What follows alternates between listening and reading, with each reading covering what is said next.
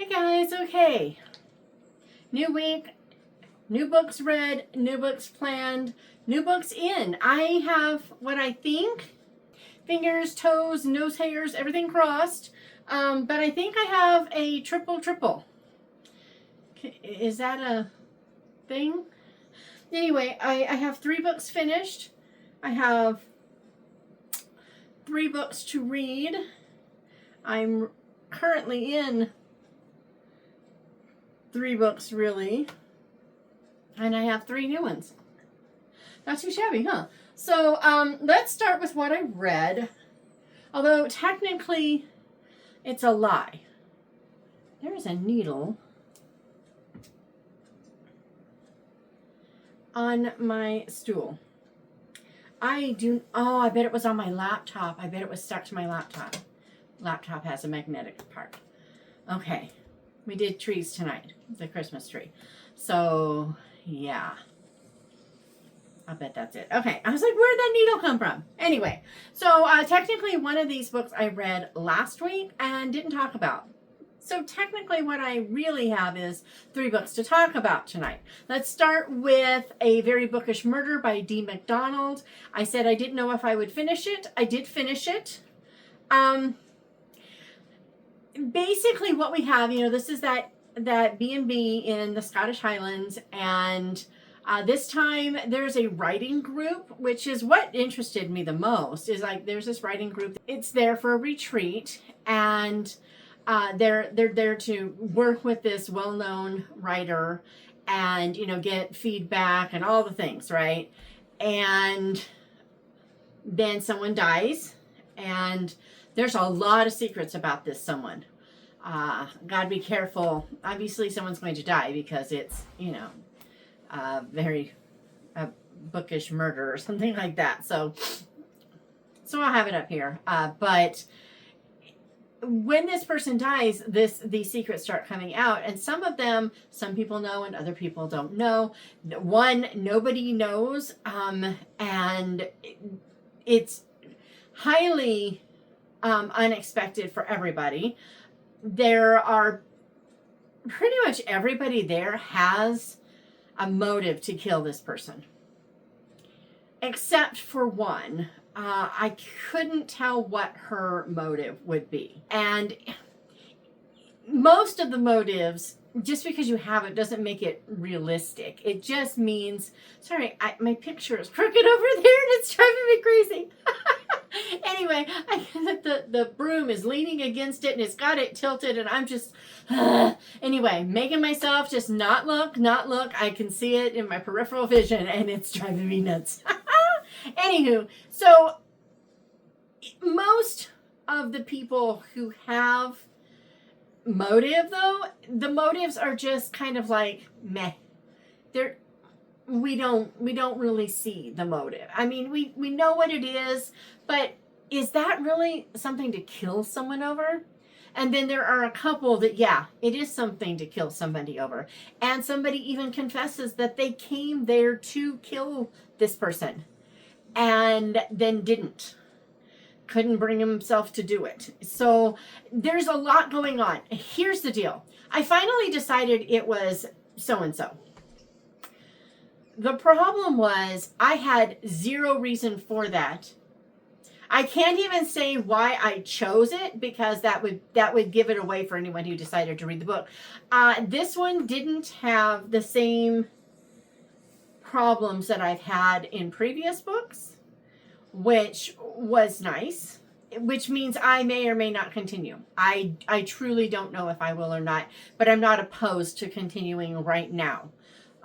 Again, if I do, it's only going to take one thing that makes me go, no, that's it, I'm done. It's not going to take much. But I do like the author's characters. I do like the story. I do like a whole lot of things about this series.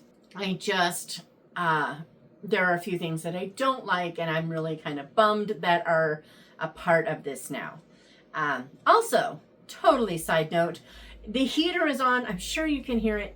I'm sorry, but it is crazy cold. I have been out here for 2 hours. 2 hours.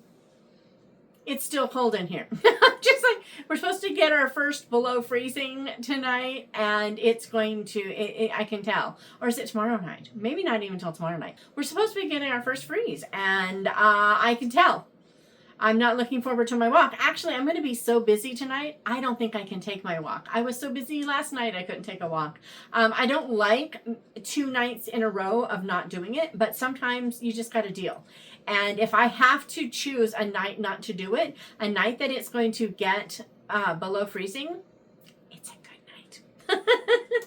So, with that in mind, I think it's still a 4-star book for me, but it's close. And see, here's the deal. I think it's really more like 4.5 stars, at which point I will probably bump it to 5. But I would never give it 5 stars out of the gate because I really did enjoy the mystery. It was a good mystery. I didn't have things I had problems with or anything, but it wasn't, ooh, I love that. That was great. It was just like, yeah, that was good, you know? And so I wouldn't give it 5 stars, but I will probably bump it up to it. I may not. We'll see. It just, whatever happens when I actually start typing in the the thing. The book that I read last week that I didn't. So it is The Letter on the Tree by Natalie Savage Carlson. And this takes place in Quebec. Okay, so this takes place sometime before 1964. I'm going to guess 30s and possibly even early 40s or just barely after World War II at the latest. I really don't think it can be any later than that. There are automobiles in here.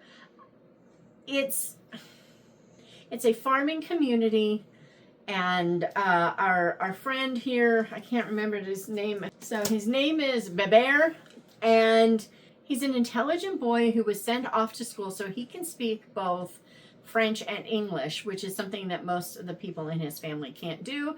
Most of the people in his area can't do. And so he has that advantage. His dad is a dairy farmer, and they have cows. They are still hand milking the cows. Some in the community have milking machines. So, I mean, around that era, right? Well, the dad has this attitude that he is really poor because he doesn't have milking machines and he doesn't have this and he doesn't have that, and he makes a big deal of the fact that he's poor all the time.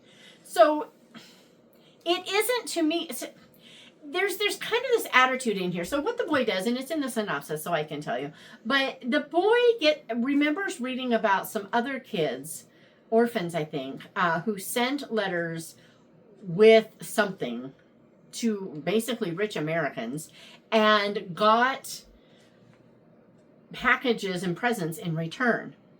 And he wants an accordion so bad it isn't funny. So he sends a letter attached to a Christmas tree going on and on about how poor they are. And yes, he exaggerates. Don't get me wrong. And it's wrong. It's absolutely wrong. I'm not condoning anything this kid did. But when the parents find out, they get a check in the mail from a businessman in America, in Pennsylvania, I think. They're absolutely horror struck. Their pride is hurt. The dad is like, you think I can't even provide for you? And he's going on. And I'm thinking, mister, you put this in your kid's head. This is where he gets the idea that they're poor. Yes, he exaggerated what you say, but you say this all the time. Why aren't you taking responsibility for your actions? But anyway, I was pretty annoyed with the father in here, but they do the right thing. They make him write back and acknowledge that yes, they aren't wealthy, but no, they have enough to eat. They have clothing. They are not going to die of cold and starvation this winter. And then it's the whole story about how this family pulls together, how things happen in their favor and against them at the same time, and how basically perception can change how people behave and all the good things. It was a really fun story. It's one of those things where the writing style is a little different. It's, to a certain extent, I feel like it breaks the fourth wall, but not in the way that I'm used to. It's a definitely a unique way of writing. And this kid is hilarious, and it's so natural that I feel like some of it maybe it's just who the author is, and it just comes out on the page, and she wasn't even intending to until she saw it, and she may have refined it, but I think it just came out and she went, that works, and moved along. I just get that feeling, and I could be totally wrong, but if she is not naturally just letting things, flow as they come out of her and then refining them, if she's actually working to get the humor in there, then she is a brilliant author, because she can do it without overworking the joke. That, can I just say, is brilliant. It is just, anyway. So I really enjoyed it. I thought it was a whole lot of fun. If I recall correctly, she's the one who did The Family Under the Bridge, which is one I've been wanting to read, and now I want to read it even more because, again, I really did like her writing style. And the third book I read this week was The Secret Society of Salzburg by Renee Ryan. Okay, guys, it was really funny. I'm reading through this book. I'm really enjoying it. And the further I get in, the more I'm like, this is it. So a couple of, 3-4 years ago, I read the story of these two sisters in England who became huge opera fans and used going to different operas around Europe as a way to help funnel Jewish refugees out of Germany and into England.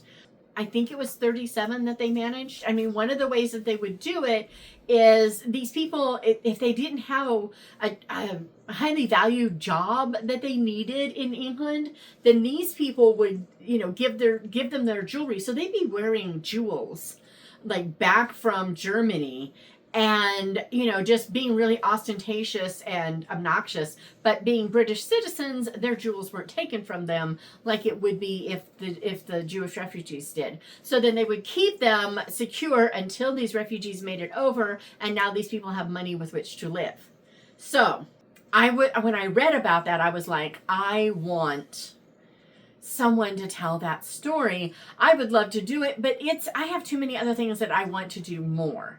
But I want that story. Guys, this is that story. I mean, she even talks about it in the back, so it's like not all in my head that this is so similar. She used their story to tell this story. And she even talks about the book that one of the sisters wrote about their adventures and all the things that they went through. She even talks about it in the back of it. I have that book, so I was like so excited. I mean, I was really enjoying the story, but the more I get into it, the more I'm like, this just has to be. It has to be. Name that movie. Anyway, so The Secret Society of Salzburg, it was absolutely wonderful. It is 98% women's historical fiction. It's two sisters, their, determination to get people out of Germany before they are, unsafe. I mean, because they're not safe there now, but before things go really bad. And the troubles between them when it gets unsafe for them, all the things. There is a just whisper of a romance in here. Actually, there's a couple of little whispers of romance, but that's not the point of this story. So if you're looking for historical World War II fiction, but you don't really want a lot of romance, this is the book for you. It's more mentioned because it is a part of life rather than explored. We don't really see a courtship of any kind. We know there's interest, and then we know where that goes, and that's the end.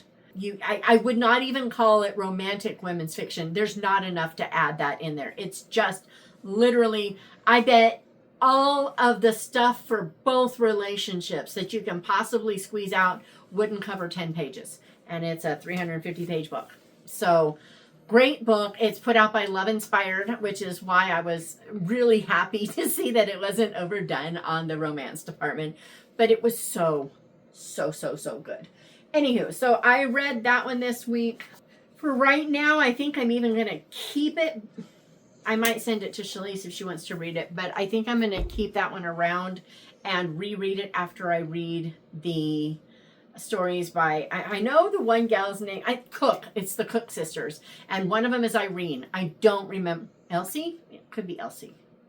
Is that where Elsa's name came from? I think it might be Elsie and Irene Cook, but I know it's Irene Cook and her sister. And her sister, so this is put out by Love Inspired, which is owned by Harlequin. Her sister wrote books for a publisher that eventually got published in the U.S. They were romances. They got published in the U.S. by Harlequin. So, I mean, it's just really, really cool, just fun stuff. So, yeah, those are the 3 books that I read, and I really loved them. Well, okay, I can't say I loved A Very Bookish Murderer, but I really liked it. I really did like it. And compared to the one before it, I loved it. But I try not to do that. I try to make each book stand on its own, you know. So anyway, also 3 books. I have the Scout and Barnaby mysteries. They came in. They're 1, 2, and 3. I did the Kickstarter with Becca Werwell and bought them. It was really funny. I stepped out in faith on these because I wasn't going to do the Kickstarter unless we had word on the furlough, because I was like, I really shouldn't spend the money when I may be supporting kids for the duration. I had no idea how long. It just seemed like not a very wise use of money, but it sounded like things were wrapping up near the end of the Kickstarter. And I knew that funding at that point looked like it was going to be there all the way through until my husband had time off for Thanksgiving, and surely by then. So I was like, you know what? I want to support her. It's not that we don't have the money. I'm just thinking ahead, and I thought, I think I'm actually I'm taking prudence too far. And I do like to support authors, so I went ahead and did it, and I'm glad I did, because now they're here. Can't wait to read them. Really looking forward.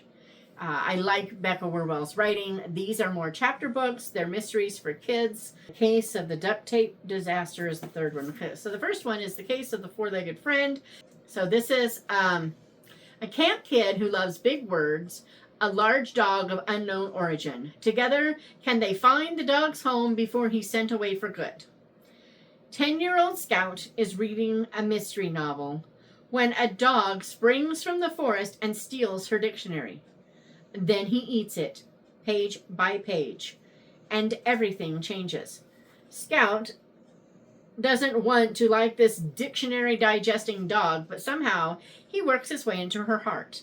Now she's on a mission to find where he's from before the camp director sends him to the animal shelter. And then the second one is The Case of the Midnight Mystery. These all take place at camp. Unusual sounds, strange footprints, disappearing items. Can Scout and Barnaby solve the midnight mystery before campers are sent home? Scout wants to be a real camper, not just a helper behind the scenes. And this is the week. But strange things are happening in the girls' tenting area. Noises in the night, missing items reappearing in bizarre places. Bare footprints on the trails. With her dog Barnaby by her side, Scout is on the case. They must uncover the truth before the campers' parents are called and Blueberry Creek's reputation is ruined. And finally, The Case of the Duct Tape Disaster. A mess of duct tape, a missing dress. Can Scout and Barnaby bring the dressed destroyer to justice? Scout may be too young to be a trailblazer camper, but she's not too young to solve a mystery. When a handmade duct tape dress disappears from the craft shed, Scout is ready to investigate. Too bad the counselor thinks she's just a kid. Along with her trusty canine sidekick, Barnaby, Scout is determined to crack the case before the camp gala begins and the culprit gets away with it.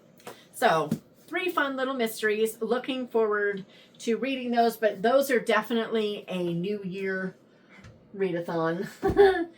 And then for this coming week, I'm going to be finishing this one probably tomorrow night. I was going to finish it tonight, but tonight was tree night. So, yeah, I didn't get to it.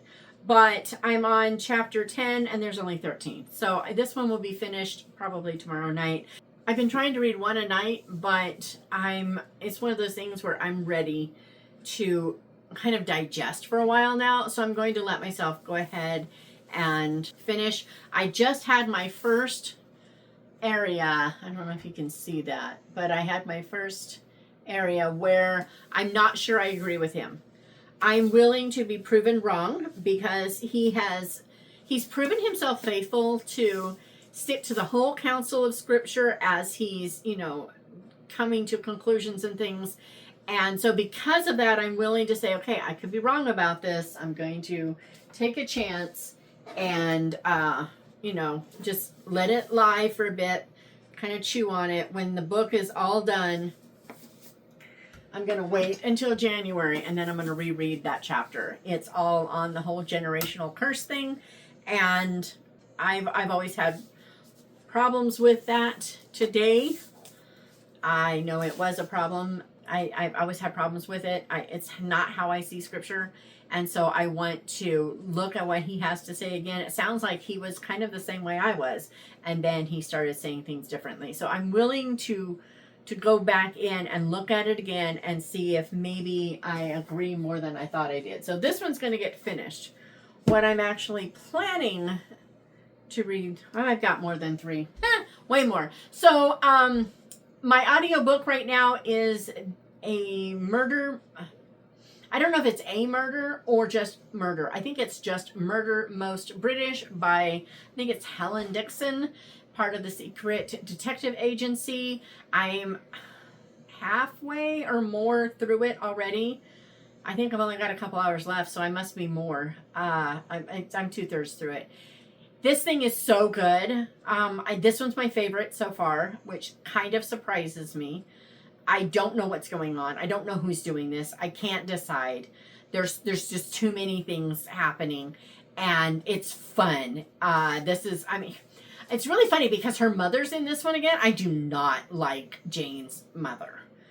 Can't stand the woman. And usually I would be a little annoyed with it. Her mother is an American, and she's kind of created this typical rude, thoughtless, self-important American. And I get sick of that when I see it in British literature. I mean, it's just like, that it's like taking the stereotype from way back and just like rolling with it over and over, and it gets really old really fast. This one works for me because that's who she is as a person. The fact that she's American is separate from it. This gal is a singer, and she's very self-focused, self-centered, doesn't want the world to know she has a daughter Jane's age. That sort of person, which you see everywhere. I think the fact that she's American is overemphasized to me because you're hearing all these British voices, and then this American voice, which is pretty stereotypical flat American.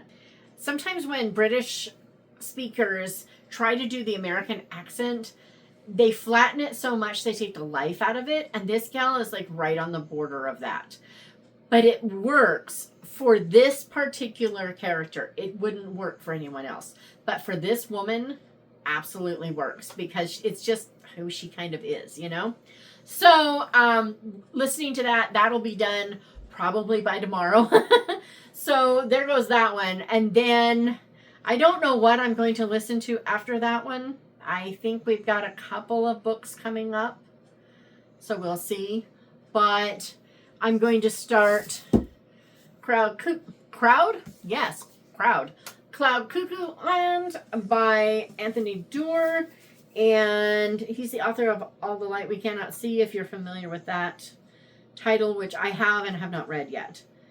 So this is the one that is set in 15th century Constantinople, present day Idaho, and interstellar ship decades from now. So I'm going to give just a little bit more this time, because why not? It says, 13-year-old Anna, an orphan, lives inside the formidable walls of Constantinople in a house of women who make their living embroidering the robes of priests. Restless, insatiably curious, Anna learns to read, and in this ancient city, famous for its libraries, she finds a book, the story of Aethon, who longs to be turned into a bird so that he can fly to a utopian paradise in the sky. This she reads to her ailing sister as the walls of the only place she is known are bombarded in the great siege of Constantinople. Outside the walls is Dmir, a village boy miles from home, conscripted with his beloved oxen into the invading army. His path and Anna's will cross. 500 years later, in a library in Idaho, octogenarian Zeno, who learned Greek as a prisoner of war, rehearses 5 children in a play adaptation of Athon's story, preserved against all odds through the centuries. Tucked among the library shelves is a bomb planted by a troubled, idealistic teenager, Seymour. This is another siege. And in a not-so-distant future on the interstellar ship Argus, Constance is alone in a vault. 625 pages long, so it's a bit of a chunk, but that's okay. That's okay. We're going to read it because it's one of 2 that I have to finish before the end of the year, and I'm determined to do it. So there's that one. I'm actually really looking forward to that. The more I read about it, the more I'm like, And then for variety, I like a lot of variety. For variety, I'm going to throw The Cost of the Crown in here. The Royals of Endelar by Joy Crane. That episode is up on Because Fiction Podcast. If you want to find out Joy's story, you really want to hear her story. Don't usually say, go listen to my podcast, because that's not why I'm here. But this gal's story is so cool. And, if you know anything about the Chinese ghost children, she was one. And all her history is there. It's just so beautiful.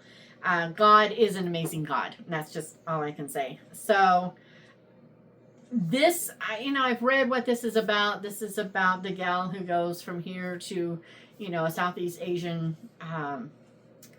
country, all the royal stuff that happens. It's put out by White Crown, so which is owned by Rosanna M. White. So, yeah, looking forward to this. I just realized that I have my doily up here is on upside down. Yeah. Oh, and tomorrow, or today, when this comes out, I start my Just As He Promised Advent thing. So looking forward to this. It's going to be fun. Okay, and the other book that I hope to read this week, I did not plan to read at all. I didn't know this book existed until yesterday when I was on Facebook, and one of my friends on Facebook started posting these quotes from a book she's reading. And by the 3rd one, I was like, I'll get to that one in a minute. I'm going to read you a few of these quotes. But by the time I got to that one, I was like,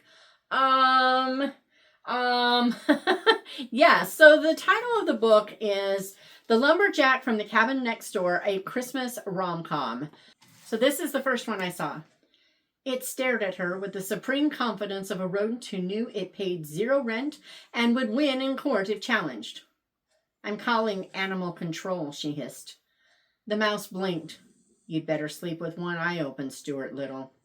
She slammed the pantry door and braced her entire weight against it, like the mouse was going to spontaneously bulk up, learn CrossFit, and shove it open. I was like, that's good. That's really good.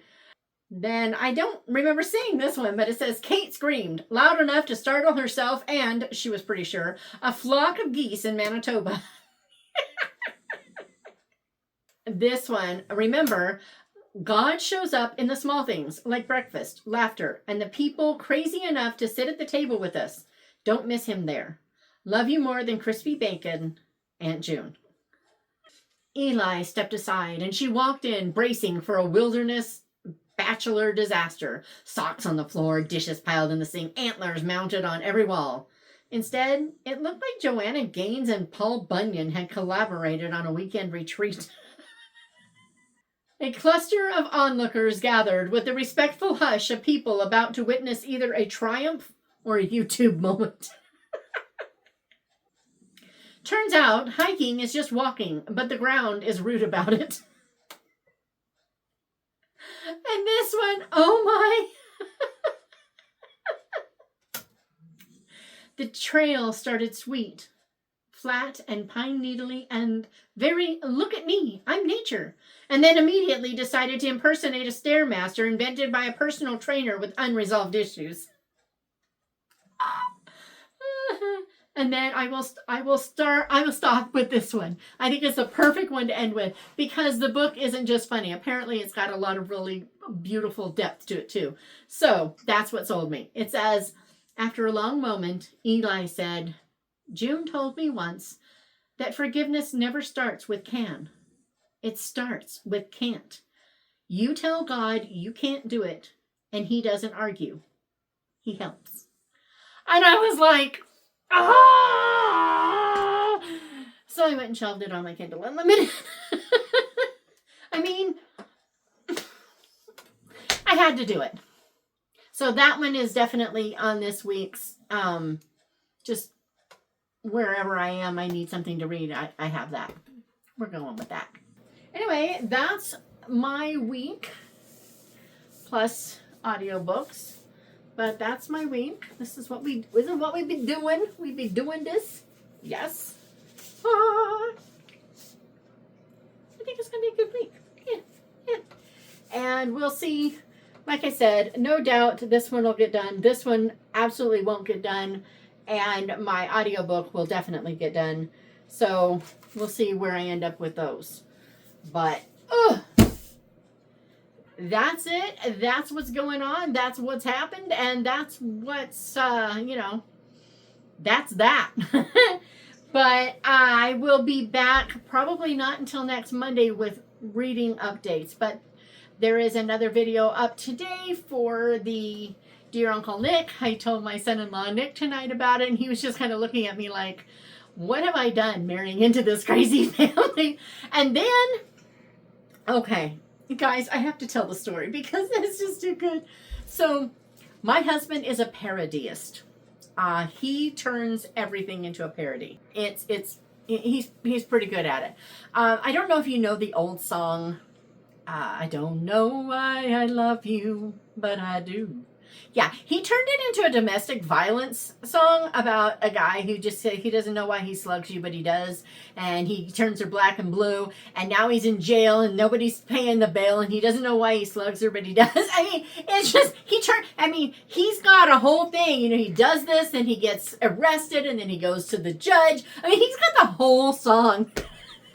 Well, if you've ever seen the June Allison, Liz Taylor, Janet Leigh, and Margaret O'Brien, Little Women, if I said all those names, you know what I'm talking about if you've seen it, right? If you've seen the way back 1950s, I think it was, Little Women, there's a song they sing in there that, it's like they were trying to create another Christmas song that just never really took off. But they're singing, Merry Christmas time is here, happiest time of all the year, ding dong. Well, my husband, bless him, he turned it into another song because Kevin. And so we're doing the Christmas trees, and all of a sudden one of the kids starts singing, Merry Christmas trees are here, tastiest trees of all the year, eat them. And we're Nick, I just looked at him and I thought, bless you. It's a good thing he loves my daughter because really, he should run.